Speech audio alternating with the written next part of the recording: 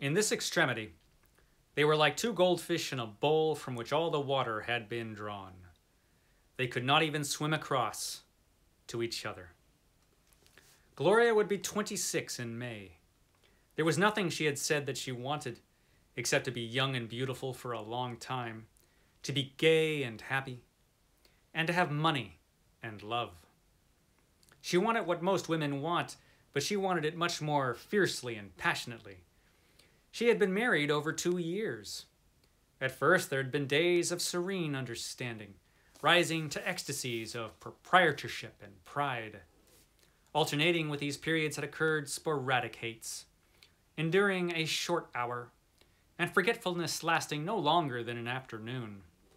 That had been for half a year. Then the serenity, the content, had become less jubilant, had become gray. Very rarely, with a spur of jealousy or forced separation, the ancient ecstasies returned. The apparent communion of soul and soul, the emotional excitement. It was possible for her to hate Anthony for as much as a full day, to be carelessly incensed to him for as long as a week. Recrimination had displaced affections as an indulgence, almost as an entertainment. And there were nights when they would go to sleep trying to remember who was angry and who should be reserved next morning. And as the second year waned, there had entered 2 new elements. Gloria realized that Anthony had become capable of utter indifference toward her, a temporary indifference, more than half lethargic, but one from which she could no longer stir him by a whispered word or a certain intimate smile. There were days when her caresses affected him as a sort of suffocation. She was conscious of these things. She never entirely admitted them to herself. It was only recently that she perceived that in spite of her adoration of him, her jealousy, her servitude, her pride, she fundamentally despised him. And her contempt blended indistinguishably with her other emotions. All this was her love, the vital and feminine illusion that had directed itself toward him one April night many months before. On Anthony's part, she was, in spite of these qualifications, his sole preoccupation. Had he lost her, he would have been a broken man, wretchedly and sentimentally absorbed in her memory for the remainder of life. He seldom took pleasure in an entire day spent with her. Except on occasions, he preferred to have a third person with them. There were times when he felt that, if he were not left absolutely alone, he would go mad.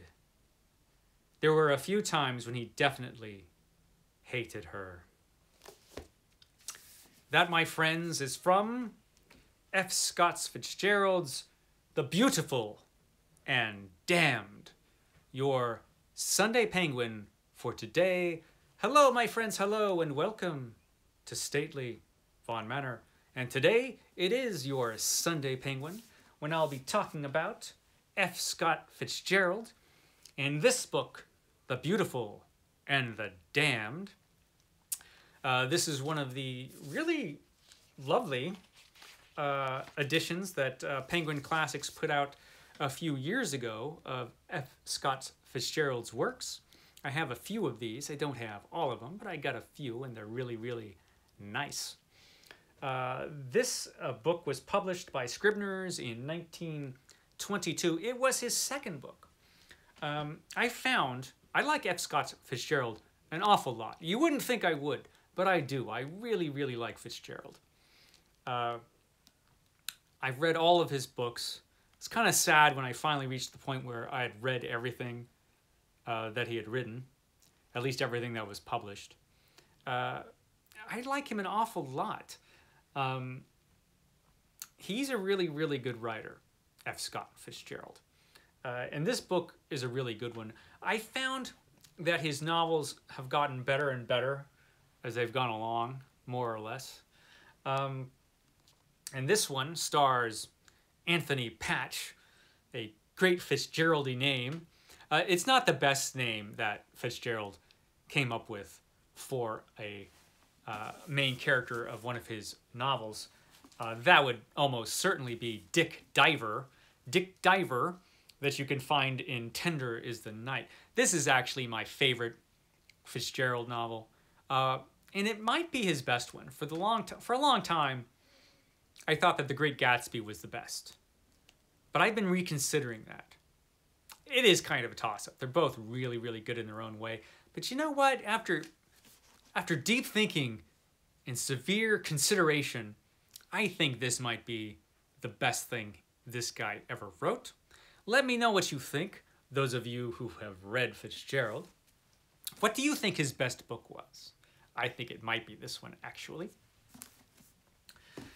But this one is pretty good. It's better than his first book, most definitely. It is not flawless. For a good chunk of this book, you know, maybe the first quarter of it, it's good, but not great. The first chunk of it kind of reminds me of his first book, actually. It has that feel to it, even though it's about something different. This is about Anthony Patch, who's this rich kid who has zero ambition in his life.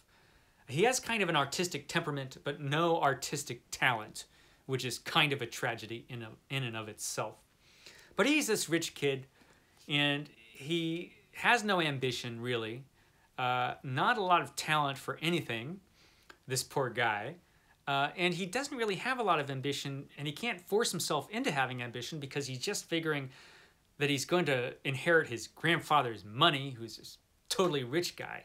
And the whole time he's like, you know what, no matter what goes on, I'm going to inherit my grandpa's money. I'm just going to be rich for the rest of my life. I could just hang out and party all as much as I want. Have a good time. That's what I'm into. That's what he's into, this guy. And he meets and falls in love with Gloria Gilbert. And they get married eventually.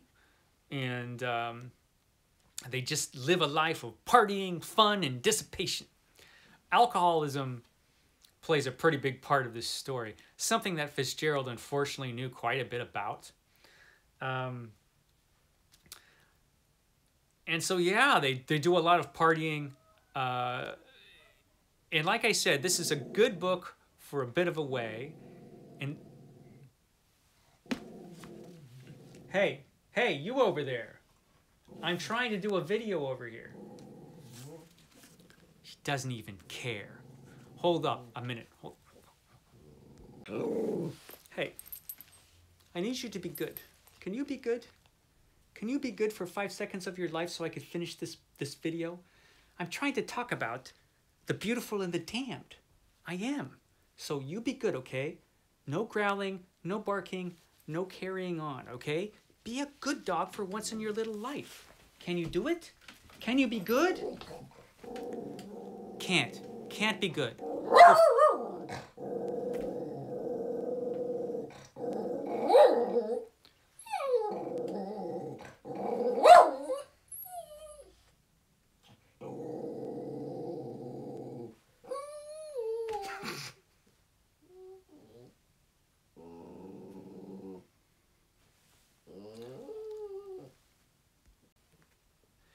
Hello, I'm back. So, where was I? Oh yeah, so the first chunk of this book is just good. It's not great. But it comes to a point when things really go bad for these characters, for poor Anthony and Gloria. And then it gets kind of great, this book. Fitzgerald famously used a lot of autobiographical information in this book. He used a lot of stuff from his life as a direct inspiration. So a lot of the experiences that these two have in this book seem very real, probably because a version of them actually happened. And there were some things that Fitzgerald was just really honest about, at least as far as he himself was concerned. Alcoholism, for one thing, he had a problem with alcoholism his entire life. And he has a scene in here where Anthony just gets completely drunk and just becomes a complete, total, horrible ass. And it's just an awful scene. And it seems really real. And he nails it. He nails the awfulness of just being a drunk and just being a drunken idiot. And a lot of the relationship stuff in here seems really real. Yeah, the ups and downs of a relationship are captured really, really well in here. Just a lot of great stuff in this book. From about a third of the way on, like I said, when things go bad, he writes it all so well, you know, because Anthony and Gloria, who were counting so much on this inheritance, might not get this inheritance after all. And they've just been spending the whole book partying, so now what are they going to do? Now they have financial concerns and all kinds of other stuff. It's really, really a good book. Yeah, this is a good one. Like I said, I think that his books got progressively better as they went along. And this one really improves on the first book. The ending is not great.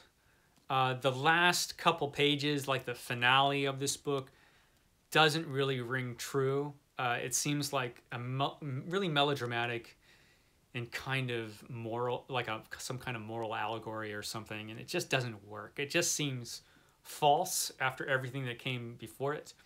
But that is a minor gripe.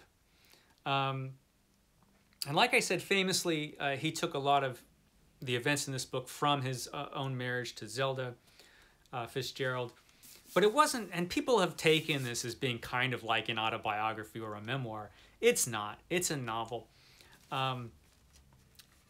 He wrote a letter to his daughter many years later, and he was talking about this book.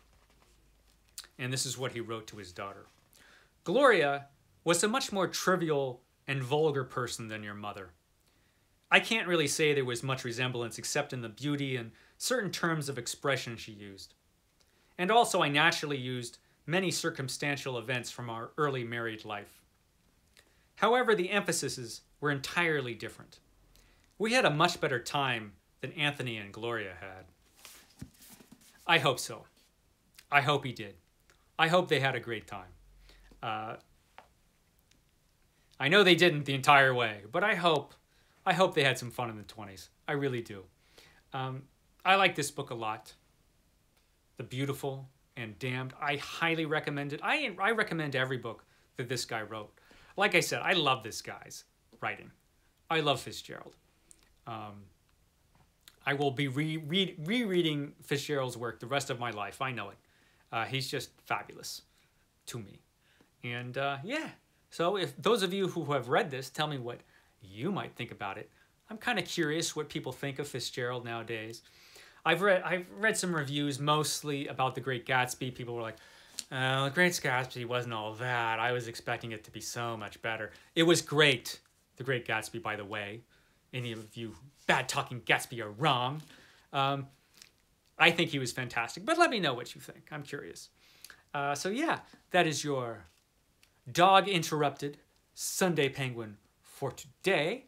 Catch me next time when I talk about another thrilling penguin classic here at Stately Vaughan Manor. And I will catch you tomorrow for another terrifying Mythos Monday. Bye, guys.